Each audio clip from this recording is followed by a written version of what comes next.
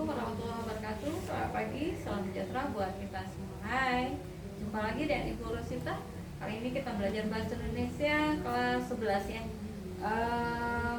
Sudah mendekati ujian semester ganjil, jadi kita akan menyampaikan materi ringkasan materi kali ini.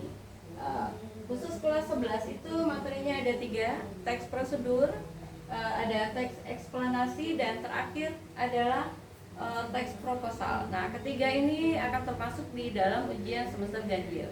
Nah, di soal nanti ada 30 soal. Yang pertama itu pilihan ganda. Pilihan ganda ada 20 soal. Terus yang soal penjodohan ada 5. Terus terakhir soal esai itu ada 5 juga. Jadi total soalnya adalah 30 soal. Oke, semoga nanti bisa menjawab dengan benar ya. Mari kita jelaskan ringkasan materinya. Yang pertama yaitu teks prosedur. Nah, pengertian dari teks prosedur adalah teks yang berisi langkah-langkah. Nah, kalau prosedur berarti ada langkah-langkah. Langkah-langkah yang dibicarakan. Langkah-langkah itu bersifat sistematis untuk melakukan suatu kegiatan atau membuat sesuatu agar tujuan dapat tercapai dengan benar, dengan baik. Oke, tujuannya adalah yang pertama memberi petunjuk atau cara melakukan sesuatu, cara-cara. Oke. Yang kedua adalah membantu pembaca melaksanakan langkah-langkah tersebut. Ya. Terus ada strukturnya, ada 4. Ini boleh ada yang opsional, ada yang tidak. Nah, yang pertama adalah tujuan. Nah, di sini di tujuan apa saja yang kita buat atau kita lakukan. Nah, itu termuat di tujuannya. Ya. Langkah pertama apa? Nah, terus ada alat dan bahan. Nah, ini alat-alat yang digunakan apa? Misalnya kalau kita membuat membuat bubur kacang hijau misalnya. Jadi bahan yang kita gunakan adalah bubur kacang hijau, santan, terus apalagi ada gula merah kalau perlu ada gula putih gitu ya. Nah, alat-alatnya berarti yang kita gunakan adalah periuk ya untuk kita merebus kacang hijaunya. Kemudian apalagi alatnya yang digunakan adalah kompor gitu ya, ada sendoknya. Nah, itu alat-alat dan bahan yang kira-kira digunakan. Lalu ada langkah-langkahnya. Nah, kalau kita membuat bubur kacang hijau, langkah pertama adalah kita hidupkan dulu itu kompor, lalu taruh periuknya, terus isi kacang hijaunya kita rebus dulu sebentar, lalu nanti ditambah santan, tambah gula dan lain-lain sebagainya. Dicicip rasa, kemudian boleh siap disajikan. Nah, itu dia langkah-langkah. Jadi ada kata pertama, kedua, ketiga, nah dan selanjutnya itu adalah langkah-langkah. Nah, sekarang struktur yang keempat adalah penegasan ulang. Penegasan ulang ini maksudnya adalah penutup ya, penutup. Nah, bisa jadi boleh ada, boleh tidak. Nah, misalnya kalau kita tadi contohkan membuat bubur kacang hijau. Nah, kata penutupnya adalah demikianlah proses pembuatan bubur kacang hijau yang lezat. Nah, itu dia, bisa jadi itu. Oke, itu adalah maksud dari penegasan ulang. Nah, sedangkan ciri-cirinya adalah ada 4 bagian ciri-ciri. Yang pertama menggunakan kalimat perintah. Apa saja perintahnya? Hidupkan kompor. Nah, terus itu perintah ya. Terus yang kedua apa lagi? Misalnya rebuslah kacang hijau seberapa waktu yang diperlukan. Nah, itu adalah kalimat perintah. Terus yang kedua cirinya adalah menggunakan kata kerja atau tindakan. Nah, kata kerjanya apa? Kata kerjanya melakukan perebusan dari kacang hijau. Nah, itu kata kerja. Misalnya dan lain sebagainya ya. Terus ciri yang ketiga adalah menggunakan penanda urutan. Nah, ada kata pertama, kemudian setelah itu. Nah, setelah itu sajikan bubur kacang hijau yang panas, yang lezat, langsung bisa disantap. Nah, itu dia. Itu kata yang menggunakan urutan atau penanda. Nah, yang terakhir cirinya adalah bersifat logis dan sistematis. Ya, dia bersifatnya logis, sesuai logika dan sistematis. Ada urutan-urutannya tertentu. Nah, itu maksudnya sistematis. Nah, yang kedua, materi yang dimuat di dalam semester ganjil nanti di ujian ada teks eksplanasi. Nah, teks eksplanasi pengertiannya apa? Kita jelasin. Teks eksplanasi adalah teks yang menjelaskan proses terjadinya suatu fenomena.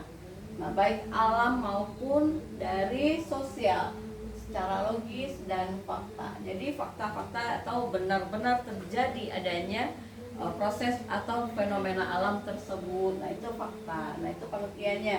Nah sekarang adalah tujuan. Nah tujuannya adalah menjelaskan sebab, proses, dan akibat dari sebuah peristiwa yang terjadi. Terus yang kedua, tujuannya menyajikan informasi secara ilmiah atau faktual. Ya. Terus strukturnya adalah pernyataan umum. Nah, pernyataan umum di sini apa isinya? Nah, bisa isinya adalah pengenalan topik atau fenomena yang terjadi itu apa saja. Nah, itu di situ pengenalan topiknya itu di pernyataan umum ya, atau di paragraf awal-awal. Nah, pernyataan umum isinya. Oke. Terus struktur yang kedua adalah deretan penjelas. Nah, di sini di deretan penjelas ada proses kejadian. Nah, prosesnya apa saja? Proses kejadian itu ada sebab, ada akibatnya tuh, atau ada tahapan-tahapannya yang dilakukan di dalam sebuah fenomena tersebut. Nah, struktur yang ketiga adalah interpretasi. Nah, ini boleh opsional juga, boleh ada, boleh tidak. Nah, ini tentang kesimpulan atau opini umum. Nah, kesimpulannya ini apa? Nah, itu nanti dia berada di akhir paragraf dia, di akhir dia paragraf. Terus yang selanjutnya adalah tentang ciri-ciri. Nah, ciri-cirinya ada 4 poin juga. Yang pertama adalah berisi fakta. Nah, ini sifatnya ilmiah. Ilmiah itu apa adanya ya, apa adanya sesuai dengan fakta yang ada. Nah, yang kedua adalah menggunakan kalimat penjelas. Nah, kalimatnya berarti berisi fenomena apa proses terjadinya sesuatu tentang kejadian alam atau sosial yang terjadi. Nah, yang ketiga adalah cirinya menggunakan konjungsi kausalitas. Konjungsi itu berarti ada kata penghubung. Nah, kata penghubung di sini, nah ini dia, ada sebab, ada kata karena, ada sehingga. Nah, sebab terjadinya banjir adalah karena masyarakat membuang sampah tidak beraturan atau tidak sesuai atau tidak dibuang pada tempatnya misalnya. Nah, itu dia sebabnya. Nah, ini ada kata karena yang digunakan. Bla bla bla bla karena, nah itu dia. Nah, sehingga, nah itu dimasukkan di dalam sebuah kalimat atau paragrafnya. Yang terakhir cirinya adalah menjelaskan proses kronologis. Apa maksud dari kronologis? Berarti kronologis itu adalah sifatnya berurutan, nah saling berhubungan. Nah, itu adalah kronologis. Nah, hubungannya ada hubungan sebab akibat. Itu dia.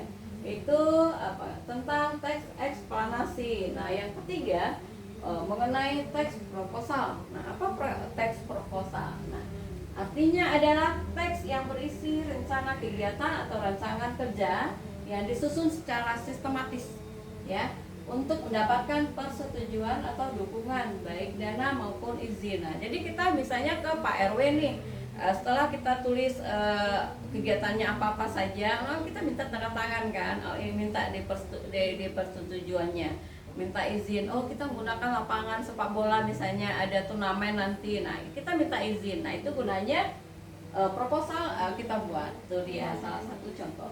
Nah, tujuannya di sini adalah ya ada 2 tujuannya. Yang pertama bisa mengajukan rencana kegiatan atau proyek atau penelitian. Itu dia. Terus tujuan kedua adalah mendapatkan persetujuan, izin atau pendanaan, ya. Jadi kita minta uang misalnya, para pejabat nanti memberikan bantuan bentuk dana gitu. Jadi mereka kasih dana, oh yang dibutuhkan berapa juta misalnya. Nah, mereka bantu berapa. Nah, itu adalah sifatnya pendanaan. Oke, strukturnya ada beberapa, ini lebih banyak ya. Strukturnya ada judul proposal, ada di atas tuh paling judulnya proposal gitu ya. Biasanya bersifat nih begini. Ya kayak gini dia. Secara apa namanya itu ya? Trapesium ya namanya ya. Nah, dari singkat terus lebih panjang lagi kayak itu dia.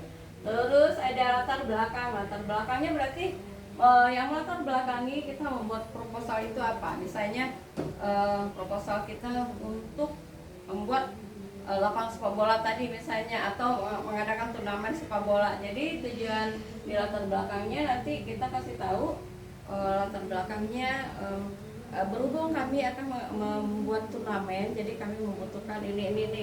Itu dia isi latar belakang. Nah, di sini ada rumusan masalah. atau tujuan kegiatan kita apa saja gitu. Nanti dituliskan tujuannya apa saja. Terus ada nanti di strukturnya ada ruang lingkup kegiatan apa saja ruang lingkupnya, nanti itu dibeberkan di situ, dirincikan. Nah, ada landasan teorinya, ada rencana kegiatannya, ada jadwal kegiatan, ada anggaran biaya. Nah, terakhir di penutup. Nah, penutup ini berisi tanda tangan semua Pak RW, terus ketua panitia, ada sekretaris, dan bendahara. Nah, di situ tuh di penutup itu. Oke, itu dia bagian struktur. Yang terakhir adalah tentang ciri atau ciri-cirinya ya. Ciri-cirinya ada 3 di sini. Yang pertama, teks proposal itu cirinya menggunakan bahasa formal. Bahasanya tidak boleh dengan bahasa gaul. Lo, gue, itu nggak boleh ya. Jadi bahasanya harus bahasa formal. Bapak Ibu, kami memohon izin. Nah, terus nanti di penutupnya demikian proposal kami yang kami ajukan gitu. Ya, jika ada kesalahan kata, salah apa gitu kan. Jadi diucapkan di situ, kami mengucapkan terima kasih gitu. Udah, itu dia. Tapi kalau bahasa non formal kita gunakan itu orang langsung tolak tuh, langsung silang ya. Nggak mau terima dia proposal kita. Nah, ciri yang kedua adalah bersifat sistematis, logis, dan meyakinkan. Jadi proposal yang kita buat itu harus sistematis, harus ada sesuai logika, harus meyakinkan siapa yang kita tuju, pejabat siapa yang kita tuju. Nah, itu harus meyakinkan.